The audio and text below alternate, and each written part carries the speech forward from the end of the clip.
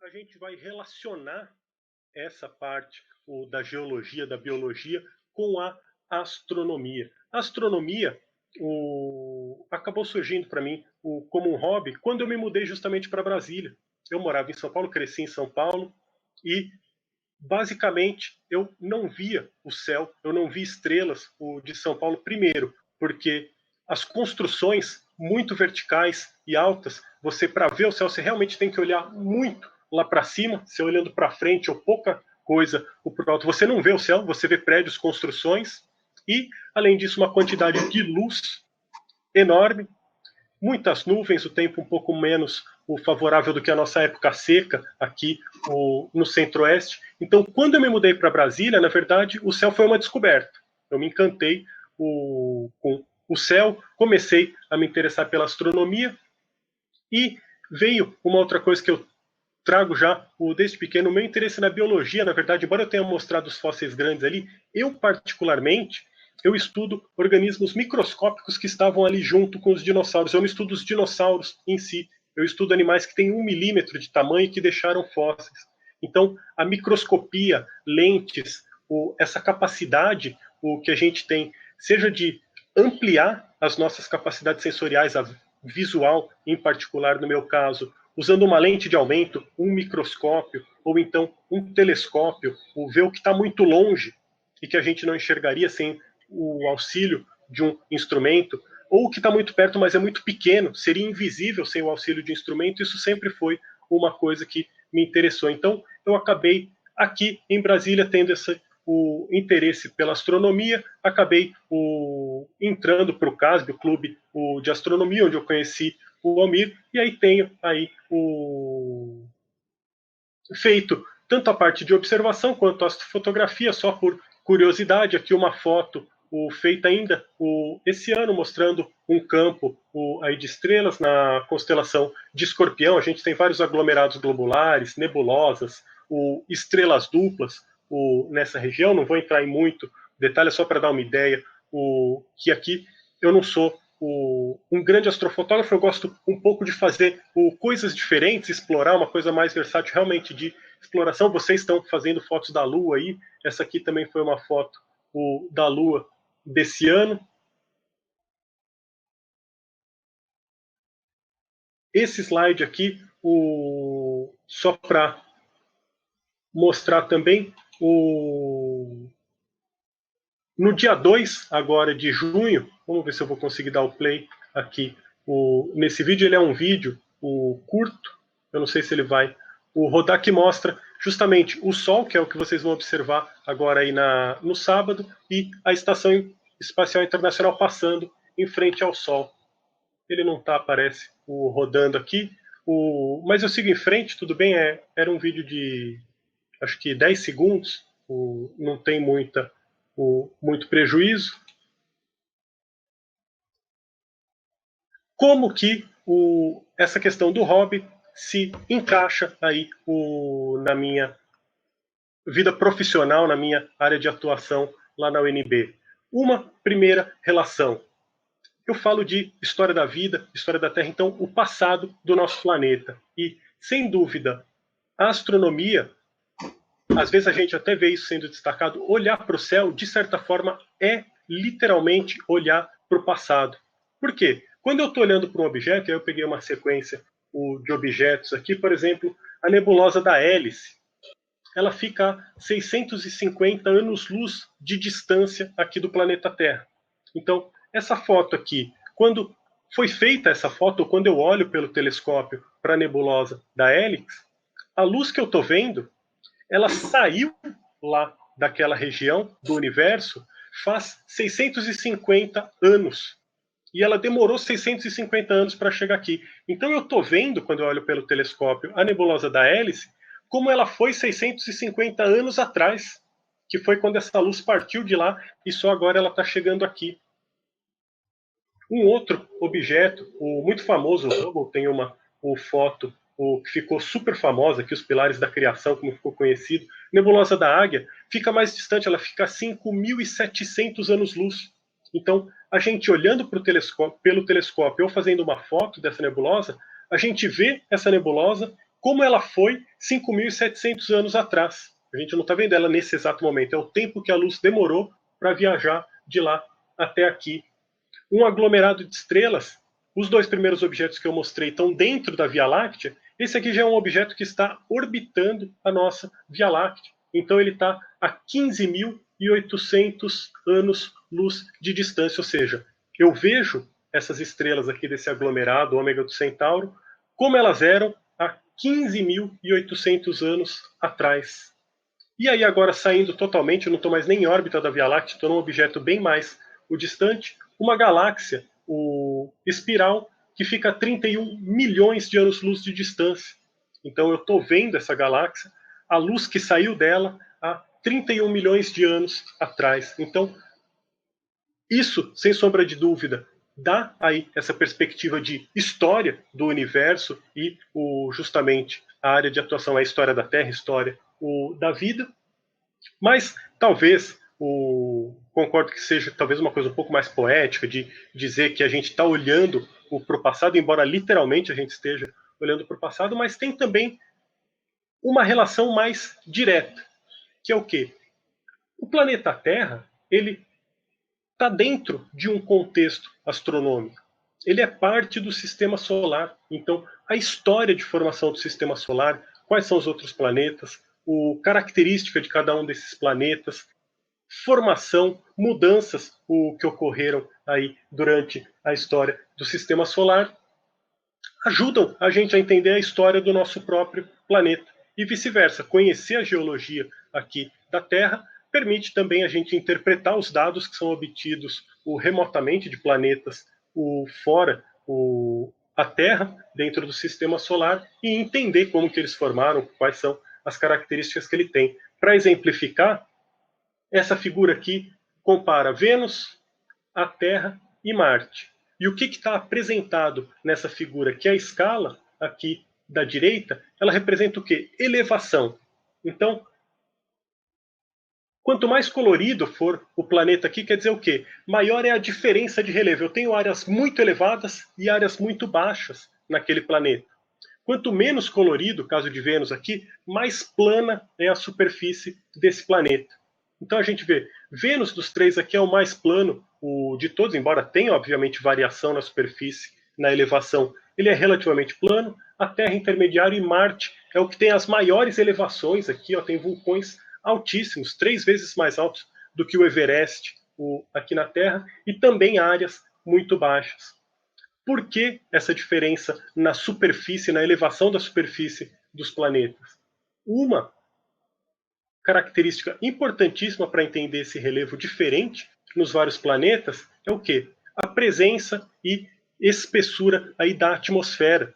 Dos três aqui, o que tem a atmosfera mais espessa é Vênus. E a atmosfera, que promove chuvas, ventos, ela desgasta, ela faz o rebaixamento das áreas elevadas por erosão ser muito mais intenso. Marte é o que tem a atmosfera menos espessa, menos densa. Então as elevações em Marte, elas têm lá tempestades de areia, vento, mas eles não são tão intensos quanto na Terra. Em Vênus, então, a erosão, o processo erosivo, ele ocorre mais lentamente na superfície de Marte do que acontece na Terra, e na Terra mais rapidamente do que acontece em Vênus. Então, a superfície desses planetas aqui, ela está em constante transformação. Fenômenos internos acabou impulsionando dobramentos, elevações na superfície, deformam um pouco a superfície, como um vulcão, por exemplo, aqui em Marte ou na Terra, ele pode promover uma elevação, e a atmosfera, o clima, ele vai rebaixando esse vulcão. Então fica uma competição aí de forças elevando, forças rebaixando, e o equilíbrio se reflete nessas características que a gente está vendo. Uma outra comparação interessante aqui. Você olha a superfície de Mercúrio e da Lua, em comparação com a da Terra, ou até mesmo Vênus e Marte, que a gente viu nos exemplos anteriores. Mercúrio e a Lua, a gente vê uma enorme quantidade de crateras. Tá, o projeto de vocês com a Lua, vocês devem estar vendo você não consegue fotografar uma área praticamente sem o cratera. Realmente é muita cratera. Como que a gente interpreta, como que a gente entende essas diferenças? Por que, que Mercúrio e a Lua têm tantas crateras assim e a Terra, Marte e Vênus, a gente não vê essa enorme quantidade de crateras? Primeiro, quando as missões Apolos tiveram acesso ao material da Lua e começou a fazer a datação da superfície lunar, ficou claro que a maior parte das crateras é de uma fase inicial de formação do sistema solar. Elas são muito antigas, a maior parte das crateras. A partir de uma determinada idade, fica mais raro a gente ter crateras. Então, superfícies relativamente jovens, elas não têm tantas crateras quanto as mais antigas. Já teve uma fase aí chamada de bombardeio intenso, bombardeio pesado no início aí da formação do sistema solar, em que essas crateras foram formadas. Agora, se a gente está falando de toda essa região do sistema solar, desde lá de Mercúrio até a Lua, aqui sendo bombardeado, por que, que o planeta que está justamente ao lado da Lua não teria recebido a mesma quantidade de impactos que a Lua recebeu, que Mercúrio recebeu? E certamente a Terra recebeu essa mesma carga de impactos que a Lua recebeu, que Mercúrio recebeu, Vênus também, Marte também. A gente simplesmente não vê tão claramente as evidências desses impactos na Terra quanto a gente vê na Lua, quanto a gente vê em Mercúrio. Por quê? Justamente porque a Lua não tem uma atmosfera, não é mais um planeta ativo, já resfriou. A gente viu naquela imagem anterior, a Lua ela é bem menor do que a Terra, então ela resfriou mais rapidamente. A atividade que altera a superfície parou de funcionar, os mecanismos que alteram a superfície, e não tem uma atmosfera erodindo a superfície da Lua. Então os registros permanecem lá. Aqui na Terra, primeiro, não é que não tenha crateras, a gente tem bastante. Esse mapa aqui mostra crateras. O tamanho do círculo aqui não é o tamanho da cratera, é simplesmente uma escala para dizer a cratera maior ou menor, mas não é o tamanho real da cratera, então a cratera não tem exatamente esse tamanho todo aqui. É só para dizer que de todas as conhecidas ela é a maior. Essa aqui, o da África do Sul.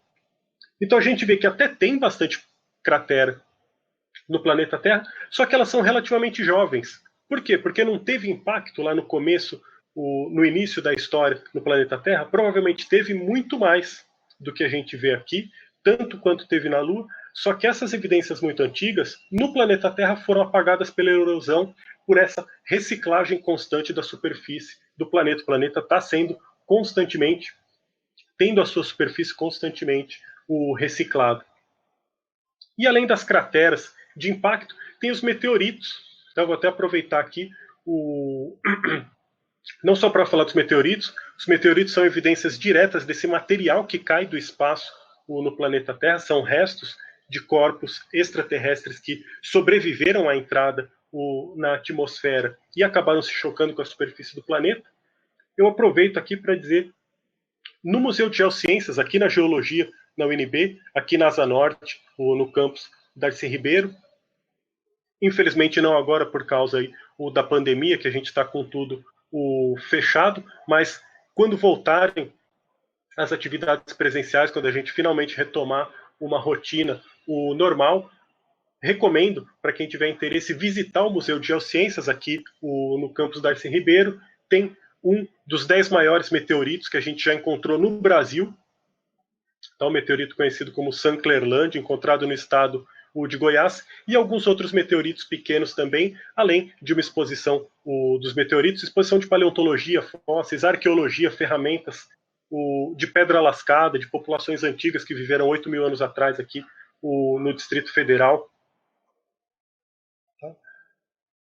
De que forma, mais especificamente, essas crateras e esses impactos que eu estou mencionando têm relação com a história da vida e a história do planeta? Todo mundo tem aí essa imagem, né, do Mesozoico, essa época aí, esse intervalo da história do nosso planeta que inclui o Cretáceo, o Jurássico, Triássico. A gente tinha os dinossauros, a gente tinha os pterossauros, a gente tinha muitos crocodilos ocupando os continentes. A era mesozoica é informalmente conhecida como a era dos répteis. Então, os répteis dominavam em termos de diversidade e de tamanho a superfície dos continentes e também dos mares, tá? E também do céu, dos ares, os pterossauros, por exemplo. Isso aqui seria uma paisagem que a gente teria visto no norte do Brasil, aqui, se a gente tivesse uma máquina do tempo para voltar os 70 milhões de anos no passado e desembarcar aqui na região de São Luís do Maranhão. A gente veria os dinossauros passeando naquela época. E o que acontece ao final dessa era mesozoica? Uma grande extinção em massa. Tá? A transição, o final do Cretáceo, é marcado justamente por uma enorme extinção em massa. O que é uma extinção em massa? Uma grande diversidade de espécies que existia até aquele momento morre quase que todas ao mesmo tempo e não sobrevivem, ou raros exemplares sobrevivem a partir daquele intervalo. E, mais especificamente nessa extinção final do Cretáceo, tá, que é a transição aí do Cretáceo para o Paleógeno, qual que é a explicação que a gente tem para essa enorme extinção que eliminou os grandes répteis, animais fantásticos, super bem adaptados que viviam aqui no planeta? A hipótese mais aceita, e hoje parece esmagadoramente bem estabelecida pelas evidências científicas, foi proposta pelos dois que estão aqui na foto, à esquerda o pai e à direita o filho, dois pesquisadores, o pai físico, o filho o geólogo. Eles publicaram um trabalho em 1980 que eles fizeram o quê? Essas rochas mostradas atrás deles aqui, tem uma linha mais escura aqui que eu estou indicando. Para baixo são rochas do Cretáceo. Para cima aqui são rochas do Paleógeno. Ou seja, abaixo dessa linha fina, mas com uma característica diferente aqui, a gente vê os fósseis do Mesozoico, aqueles fósseis que existiam antes da extinção em massa. Daqui dessa linha para cima, a gente vê outros fósseis. Primeiro, um intervalo aqui com pouca diversidade, e aí começam a aparecer outras formas. Ou seja, exatamente essa linha aqui divide uma camada muito fina. E eles estudaram essa transição, em particular a composição química dessa camada aqui, e não precisa se preocupar muito com a figura aqui. Eu quero só destacar um artigo deles, na Science, em 1980. A gente está vendo o tempo passando aqui nessa linha, e o que o gráfico mostra aqui é quanto que tem de irídio, que é um elemento químico. É um elemento químico muito raro aqui na Terra, mas ele é muito comum em meteoritos. Material que vem de fora do planeta tem irídio em abundância. No planeta Terra tem muito pouco. E justamente naquela fina camada, o aumento da quantidade de irídio é enorme. Então, ficou conhecido como uma anomalia de irídio. Então, justamente naquela linha que divide o Cretáceo do que vem após o Cretáceo, tem uma quantidade anormal de irídio preservada nas rochas. O irídio, que é uma substância comum em meteoritos, e é por isso que eles acabaram propondo, em 1980, que a causa da extinção do Cretáceo teria sido o impacto de um enorme asteroide, um enorme corpo celeste que se chocou com a superfície do planeta Terra e acabou desencadeando reações aí que levaram à extinção de boa parte da diversidade da vida que existia até então.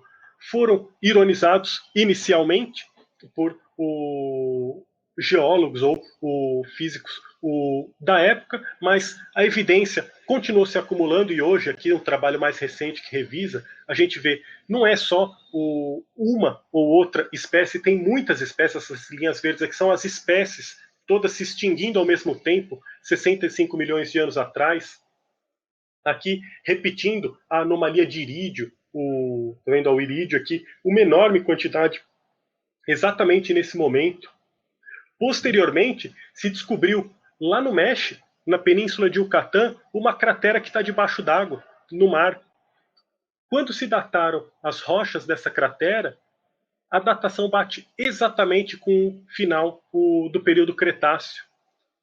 Em vermelho aqui a gente vê evidências de impacto. A gente tem dentro do continente aqui rochas, por exemplo, que se formam quando tem tsunamis.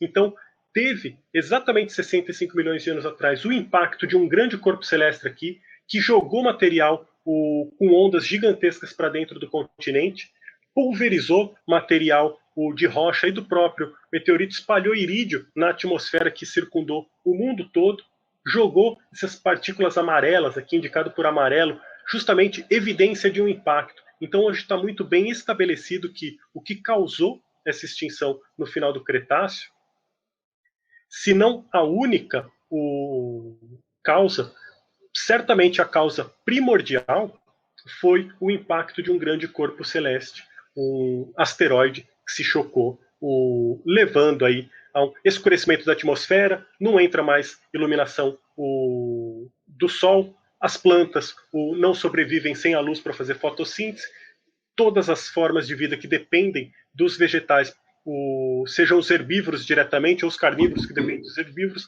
você tem um colapso aí da cadeia alimentar que acaba levando a essa extinção. Os impactos foram muito comuns, como a gente mostrou lá com as fotos da Lua e de Mercúrio. No começo da história do Sistema Solar, era muito frequente no começo, isso ficou mais raro ao longo do tempo, mas não parou de acontecer. Hoje mesmo a gente tem aí câmeras em vários locais, aqui no Brasil tem a Abramon, eventualmente em outros lugares, na Rússia, algum tempo atrás teve um asteroide que explodiu na atmosfera, né, na entrada na atmosfera ele acabou explodindo, isso foi captado em vídeo. Então continua acontecendo, embora com menor frequência, seja mais raro, e isso sem dúvida representa um risco para a vida no nosso planeta. Então eu queria, para concluir, só mostrar, eu até abri aqui dois links do YouTube. Como a gente tem essa preocupação, justamente como eu falei, existe esse risco, existe aí o consórcio, né, NASA, agência europeia, eles mantêm telescópios constantemente varrendo o céu em busca de objetos que possam causar risco para o planeta Terra. E o primeiro vídeo que eu queria mostrar aqui é justamente um vídeo que o JPL da NASA, né, o Jet Propulsion Lab, disponibilizou, que mostra a quantidade desses corpos celestes que estão orbitando aí o Sol. Em azul são aqueles que estão próximos da Terra, ou seja, que são considerados como tendo algum risco de proximidade com o planeta Terra. E aí depois, além dos azuis, tem o cinturão, tá vendo? Esses todos azuis aqui, ó, são descobertas de objetos. Ó, a órbita da Terra é essa aqui, ó. Tá vendo? Olha a quantidade de corpos celestes vagando aí nessa área do espaço. Em marrom, mais por fora aqui, seria o cinturão de asteroides, uma maior distância, um menor risco. Então, essa parte interna aqui seriam os objetos, e a gente vê realmente uma quantidade enorme de objetos que estão sendo monitorados. Eles têm as suas órbitas, o risco de colisão é pequeno, porque eles tendem a manter as suas órbitas, porém não é desprezível. É bom manter o olho aberto para eventualmente conseguir se prevenir caso algum desses esteja em rota de colisão com a Terra. E o segundo vídeo aqui, um pouco mais longo, talvez eu até pule alguns pedaços dele, é só para dar uma ideia de quanto varia em tamanho esses objetos que a gente chama de uma maneira genérica de asteroides. Então ele começa primeiramente um pequeno aqui próximo do corpo de uma pessoa, um humano médio aí de 1,70 m de altura, e aí ele vai crescendo em escala. Dá pra gente ver, ó, ao lado de um caminhão, depois de uma cidade, os prédios ao lado. Então, realmente, se um objeto de maior porte se choca com o nosso planeta, sem dúvida as consequências são catastróficas, desastrosas. A gente teria que se preocupar seriamente num cenário desse.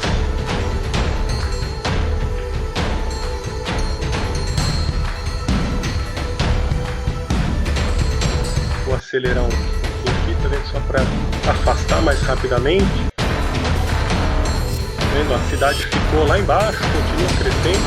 A gente já reconhece bem a superfície do planeta Terra aqui, até chegar o Ceres, Pallas, que são realmente asteroides gigantescos, mas que não apresentam risco real, ou pela distância, ou pela proximidade do planeta Terra.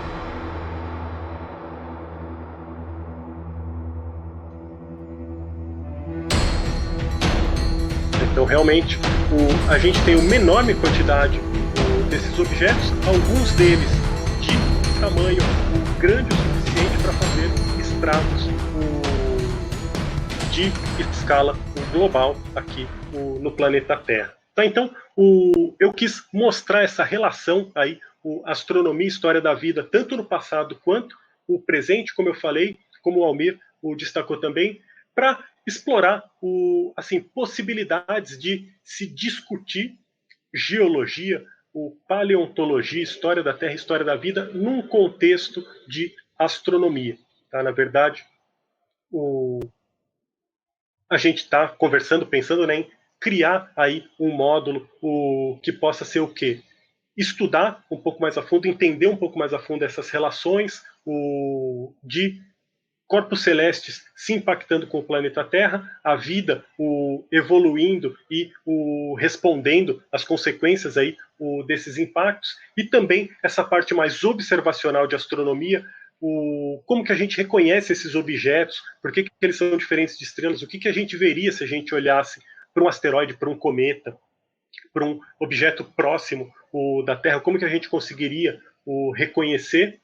Mas é claro que não é o único assunto, a gente tem vários outros temas possíveis, o Almir já destacou aí, né? A origem da vida, tá? Como que a gente poderia melhorar o nosso conhecimento sobre a origem da vida, olhando para fora do planeta Terra, entrando aí também no que a gente chama de exobiologia, tá? Que é busca de vida fora do planeta Terra, ou entender condições, quais planetas fora do sistema solar teriam condições de abrigar vida, quais corpos celestes, uma Lua em Saturno, em Júpiter, será que teria condições para abrigar vida, a questão da habitabilidade daquele corpo celeste, ou será que as condições são tão extremas que sequer eles teriam condições de abrigar vida? Tá? Isso, sem sombra de dúvida, essa parceria aí com o Almir, que surgiu lá no Clube de Astronomia, está diretamente relacionada ao que eu faço, não só em sala de aula lá na UNB, lá é uma coisa mais pensando no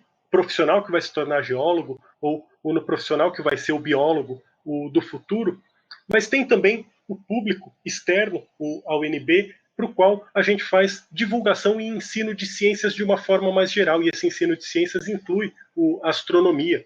Aquelas fotos que eu mostrei mais no começo da minha apresentação, com a caminhonete cheia de fósseis na caçamba, quando a gente vai para uma cidade no interior de Minas, por exemplo, ou Goiás, a gente acaba tentando, sempre que possível, se apresentar para a comunidade, mostrar o que a gente faz, tentar estabelecer uma conversa lá com a comunidade. E aqui são só 2 fotos para mostrar. Em uma dessas viagens que a gente fez para coletar fósseis, a gente leva o telescópio, aqui 2 telescópios montados, a fila de crianças à noite lá que vieram para tentar ver um planeta, ver uma cratera na Lua. Então, a gente conversa sobre astronomia, sobre ciência, tenta despertar o interesse aí dos futuros profissionais para a área, que é a nossa área de atuação. Então, sempre pensando nessa divulgação e ensino de ciências de uma forma mais ampla, não somente daquela área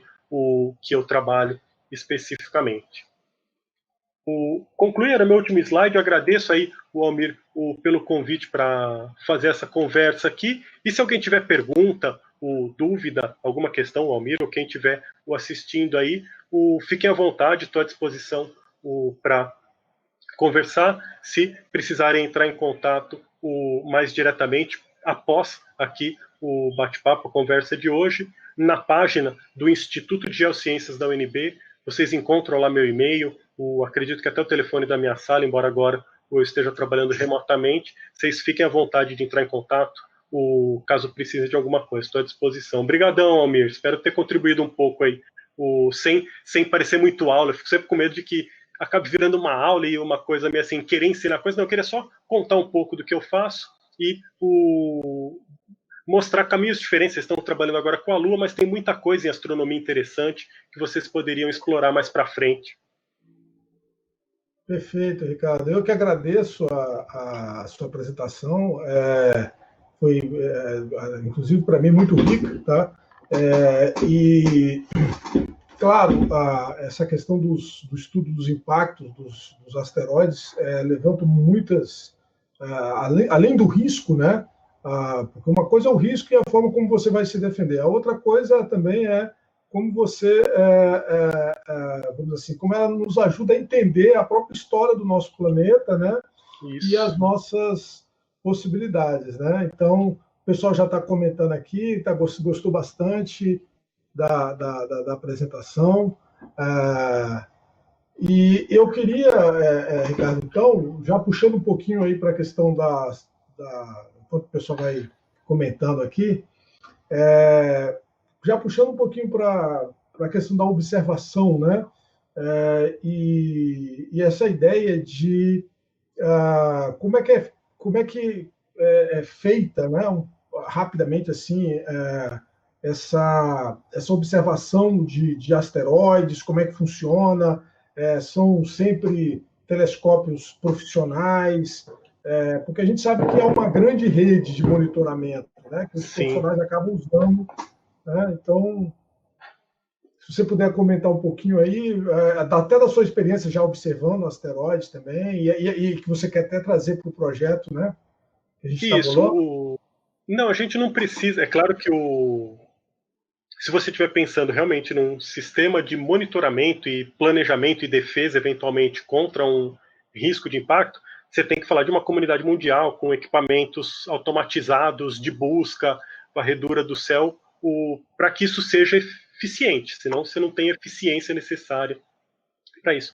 Mas com um telescópio amador, e para quem realmente estiver disposto até com um binóculo, a gente conseguiria, através de uma observação sistemática, por exemplo, com um binóculo, com um aumento aí mediano, e uma abertura também mediano, pelo menos os asteroides mais brilhantes, os cometas mais brilhantes, a gente consegue reconhecer.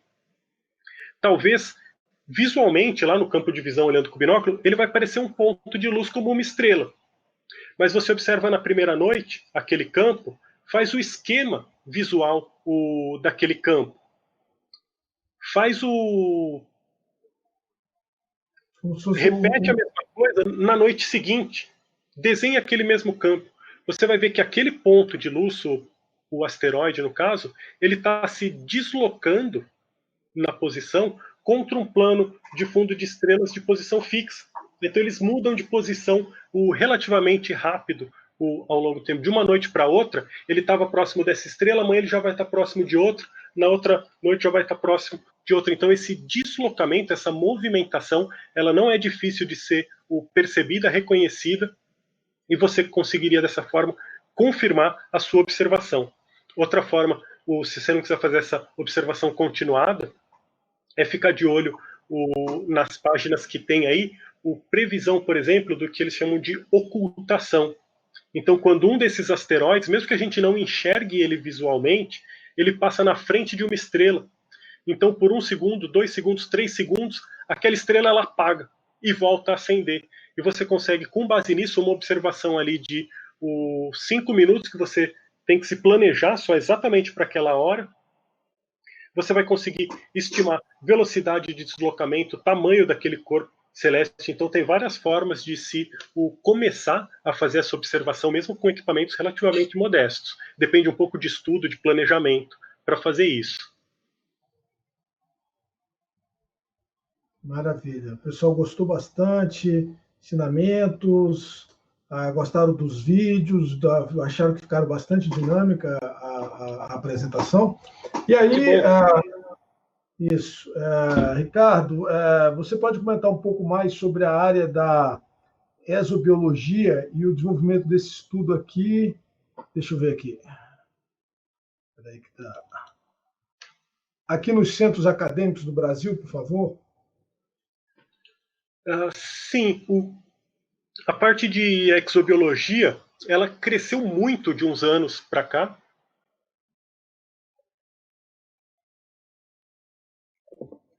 E, na verdade, ela deixou de ser uma área de interesse da biologia e você tem aí uma área multidisciplinar. Tá? Então, a astronomia tem uma contribuição enorme, a química tem uma contribuição muito grande, além, obviamente, da própria biologia. Por incrível que pareça, a paleontologia ela não tem uma contribuição tão grande para isso de origem da vida, e o máximo que a paleontologia faz é dizer, ó, no planeta Terra, a vida deve ter surgido nessa janela de tempo aqui. Então, entre 4 bilhões de anos atrás, alguma coisa em torno de 4 bilhões de anos atrás, a vida se estabelece aqui. A vida será que surge aqui no planeta Terra, a partir de um planeta totalmente desprovido de vida? O processo de surgimento da vida ele ocorre todo aqui no planeta Terra, ou foi uma colonização do planeta Terra vindo de outra parte do sistema solar ou de outra parte do universo? Isso a gente não sabe. Então, os químicos, por exemplo, eles estudam, bom, quais são os requisitos que a gente tem que ter para ter vida? Eu tenho que ter um material que sirva de transferência, como a forma de transferir informação para uma geração seguinte. Então, eu tenho que ter a reprodução com cópia num meio digital. Tá? A cópia do DNA ele faz uma cópia digital. Então, não é uma coisa analógica, é uma coisa que você replica de maneira digital. Isso tem que estar encapsulado em uma membrana. Então, tem aí áreas multidisciplinares que vão trabalhar com isso. No Brasil, eu não acompanho muito de perto, eu sei de talvez 2, 3 grupos de pesquisa. O que eu mais conheço, se não me engano, está no Instituto Astronômico e Geofísico da USP, em parceria, se não me engano, com o pessoal da física lá também. Fora do Brasil tem, por exemplo, na área mais geológica, estudar regiões do planeta Terra que tenham condições que lembram regiões de fora do planeta Terra. Então, por exemplo, aqui nos Andes, talvez 5 anos atrás, um pouco mais, teve uma expedição de uma equipe da NASA que foi coletar material vivente em lagos que estão a quase 6 mil metros de altitude.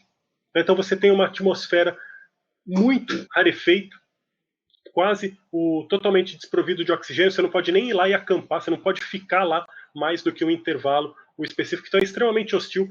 A quantidade de radiação ultravioleta é enorme, porque a atmosfera é rarefeita, não filtra os raios UV. Então a gente estuda seres vivos terrestres para entender como que eles se protegem de radiação, como que eles sobreviveriam em regiões fora do planeta Terra. E o que a gente percebe é que mesmo aqui na Terra, a gente tem certas formas de vida que são extremamente resistentes.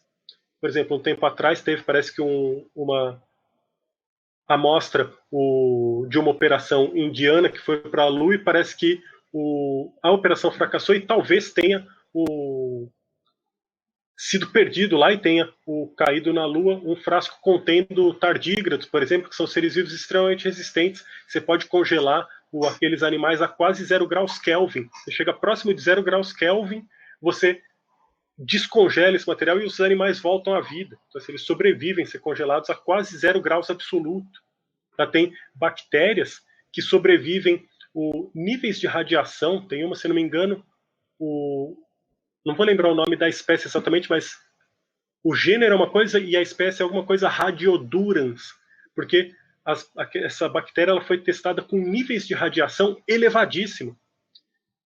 E ela simplesmente sobrevive a essa radiação enorme. Então, é um outro organismo que sobreviveria, por exemplo, uma viagem em poeira aí, espalhado. Tem o impacto de um meteorito ou de um asteroide aqui na Terra, pulveriza material e arremessa para fora do nosso planeta. Nessa poeira poderia sobreviver uma bactéria que talvez acabe chegando num outro planeta e colonizando. Então, essa questão da transferência, da colonização interplanetária, ela não é descartada, ainda tem essa possibilidade não só da vida ter aparecido aqui e também ter surgido em outros lugares, mas existe inclusive a possibilidade de que a vida tenha surgido fora da Terra e colonizou tanto a Terra como talvez uma lua de Júpiter, talvez um outro corpo celeste do sistema solar.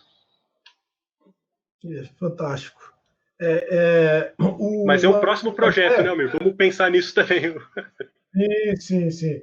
O André, a Alessandra agradeceu, o André está perguntando qual seria a sua dica para crianças e adolescentes interessados nesse tema, né? Para eles conhecerem um pouco sobre isso, né? Então, você quer falar? Sobre o tema da astrobiologia, especificamente, sobre isso. a astrobiologia. Olha, eu acho que, André, você perguntou da astrobiologia ou da paleontologia também, ou das duas coisas? De toda forma, né, eu vou até começar a responder enquanto ele confirma. Confirmou? Ele está escrevendo. Tá. Das duas. Ok. E de certa forma não é muito diferente, né? Porque eu acho que assim, não tem muito o que fazer tão diretamente. Eu acho que o plano por enquanto, seria qual seria a instituição que você pode estudar que te dê maior chance de desenvolver aquela linha de pesquisa que você tem interesse. Tá? E aí você começa a se preparar para isso. Sem dúvida vai passar por um vestibular ou por um outro sistema aí, de seleção para tentar ir já diretamente para aquela instituição. Se não conseguir, não quer dizer que não possa fazer, mas manter o foco. Então não consegui ir diretamente lá onde tem aquela linha de pesquisa que eu estou interessado, mas eu vou fazer o curso de graduação que está relacionado àquele tema. Tá? E aí depois eu posso conseguir um estágio, eu posso em pós-graduação desenvolver um projeto de pesquisa naquela área. Acho que a questão seria mais realmente o foco. Não tem muito um caminho certo ou errado para se fazer, mas seria ler mais e talvez o que eu costumo falar muito para os alunos, mas já da graduação, tanto da geologia quanto da biologia, às vezes assiste uma aula e aí vem falar, pô, gostei muito da disciplina de história da Terra, o pessoal da biologia, então o pessoal da geologia, pô, gostei da paleontologia, queria fazer um estágio, conhecer. E às vezes a rotina de trabalho, ela às vezes é diferente daquilo que está escrito no livro, de discutir as questões mais abrangentes. Você tem um trabalho pesado ali de martelo, talhadeira, agulha, então às vezes tem um trabalho, uma rotina, um dia a dia ali que nem é tão o interesse da pessoa. Então, pode às vezes, por exemplo, para mim a astronomia é um hobby, mas que eu relaciono ele com a minha área profissional. Tá? Então, também é uma outra possibilidade. Assim, não, mesmo que você se forme aí, sei lá, em programação, não quer dizer que você não pode trabalhar programando, desenvolvendo um algoritmo, um software que vai contribuir com essa área. Você não precisa exatamente ser um geólogo, um biólogo, um químico para poder contribuir. Tem várias formas de se envolver nessas pesquisas, elas estão cada vez mais sendo multidisciplinares, precisando de profissionais de diferentes áreas de formação. Então, acho que é continuar se informando, mantendo foco e, principalmente, acompanhar as publicações que vão sendo feitas por esses grupos de pesquisa que estão trabalhando. Perfeito. Eu queria complementar, né, que existe hoje já, viu, André, no Brasil, inclusive no Brasil, já tem bastante coisa em literatura em língua portuguesa, mas principalmente em língua inglesa, tem muita literatura voltada para esse público, com diferentes níveis de, não só literatura, mas também muito material na internet, sites com conteúdo educativo sério, bem desenvolvido. A NASA tem um conteúdo muito bom disponibilizado lá, com algumas atividades. Assim, então, enquanto você não chega na faculdade, né, você não começa naquele seu preparo, né, você tem que ir fazendo os seus estudos, aproveitando as oportunidades. E no nosso caso específico aqui, nós vamos estar desenvolvendo uma série de projetos que vão trabalhar, inclusive, com esse tema, né? Então, a astrobiologia está no nosso horizonte, a gente vai estar desenvolvendo projetos. Já para o próximo semestre, a gente deve ter um projeto com o professor Ricardo, tá? E a nossa ideia é que a gente possa, por exemplo, né, ele falou de algumas possibilidades aí, né? A questão dos asteroides, dos impactos, do monitoramento de asteroides, né? Mas também, por exemplo, o estudo dos exoplanetas e das condições de habitabilidade em exoplanetas, né? Por exemplo, um estudo que envolva, né, um pouquinho mais de biologia e a ideia dessas condições de vidas dos tardígrados e de outras espécies que oferecem essa capacidade de resistência, né? E aí, por exemplo, você fazer o tipo de ensaio, né, em que você está pensando nela e, ao mesmo tempo, estudando as condições de uma Lua, de Júpiter ou de Saturno, né? Então, aí você está vendo, você está estudando o espécime aqui, você está aprendendo um pouco sobre ele, ao mesmo tempo você está aprendendo um pouco sobre a Lua para ver se há um casamento, se ele sobreviveria, em que condições, se seria possível isso, né? Então, tem uma série de coisas que vão alimentar não apenas o seu interesse, a sua paixão pela disciplina, porque sem isso você não passa por esse rigor do dia a dia, né, Ricardo? Você tem que ter Exatamente. a motivação, né? E ao mesmo tempo vão te abrindo o horizonte. E como o Ricardo falou de maneira muito oportuna, a meu ver, cada vez mais os grandes problemas que nós enfrentamos são problemas interdisciplinares. Nós precisamos de astrônomos, matemáticos, geólogos, químicos, físicos, são pessoas que vão, programadores, pessoal da área da computação, cada vez mais fazendo modelos. Hoje em dia, por exemplo, a cosmologia, boa parte da cosmologia é feita por meio de modelagem computacional, né, que tenta pensar estruturas macros que deem conta da quantidade enorme de informações que os telescópios estão obtendo no mundo afora. Então, assim, tem muita possibilidade e nós vamos trazer algumas delas para vocês aí no Leonardo, tá? No Leonardo da Vinci, nessa nossa parceria aí da Astrolab com o Leonardo, e vocês vão ter acesso ao material preparado para vocês com interesse nessa área também. Tá? Você quer falar mais alguma coisa, Ricardo? Sobre isso? Comentar? Não? Tá. Não, acho que não. Pode falar. Não, realmente isso aí que você destacou, né? Até a apresentação, já assim, como eu falei, eu estava meio preocupado de transformar isso numa aula. Vocês devem estar em fim de semestre, então a ideia justamente é trocar ideia, assim, manter a cabeça pensando nesses assuntos, mas lembrando que você tem que se preparar para uma prova, você tem que cumprir as coisas que estão chegando primeiro. Aí tem uma sequência de prioridades, então assim, vocês têm que resolver a vida de vocês primeiro, mas nada que impeça você já ir planejando em segundo plano, lá na frente, vai mirando, olhando lá longe, faz um planejamento de médio e longo prazo, mas lembrando de resolver os problemas que já têm que ser resolvidos agora. Assim, é uma forma de manter o foco sem perder de vista as coisas mais urgentes. Perfeito, perfeito. Eu queria também falar que, ainda sobre asteroides, né, existem uma rede muito organizada, muito bem organizada, algumas redes que permitem a parceria entre observatórios amadores e astrônomos e institutos de pesquisas mais sérios, e não apenas na área de asteroides, monitoramento de NEOs, que eles chamam, né, mas em outras áreas da astronomia, e que permitem que você consiga, por exemplo, de um observatório como esse aqui que a gente tem, né, dar contribuições, fazer monitoramento, estabelecer informações precisas sobre asteroides e contribuir para pesquisas que estão sendo feitas lá nos institutos de pesquisa. Então, essa parceria ela é muito presente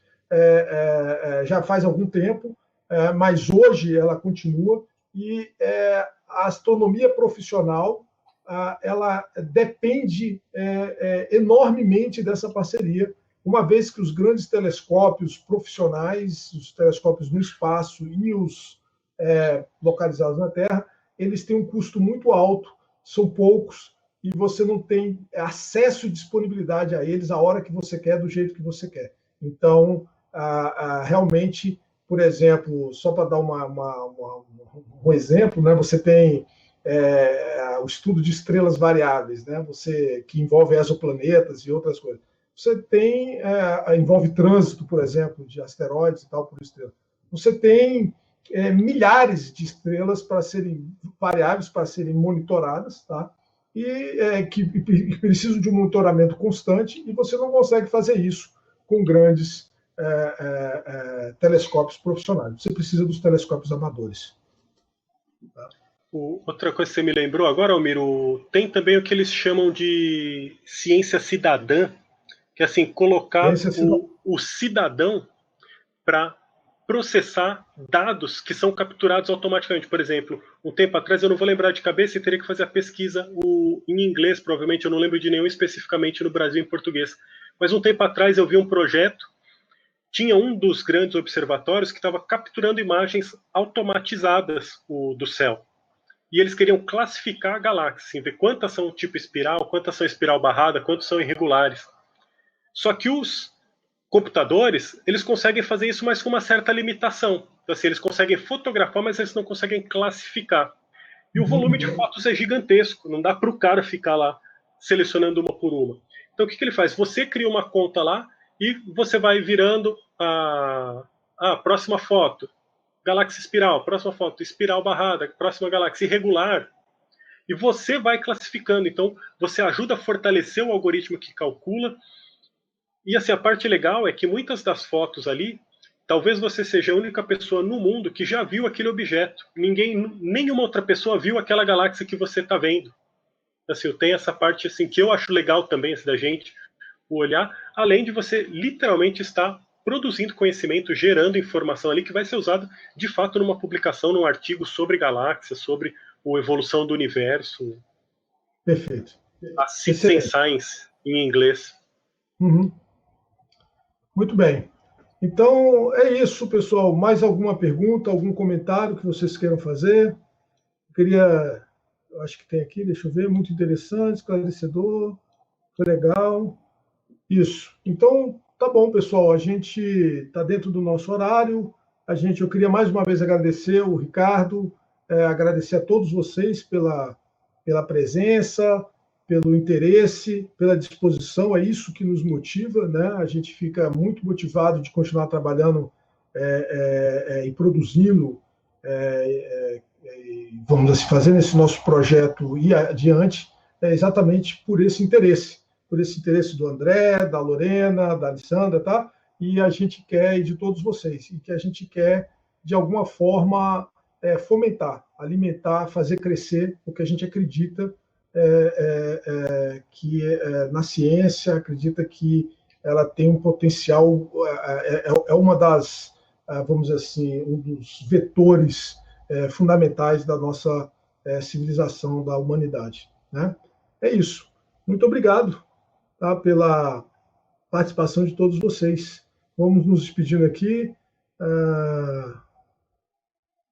E a gente conversa, Ricardo, depois sobre o nosso projeto. Tá? Combinado. Obrigadão, Almir, pelo convite. Boa sorte para todo mundo no projeto aí. Tá, boa noite, pessoal. Boa noite para todo mundo. Tchau, tchau. Até mais. Até mais.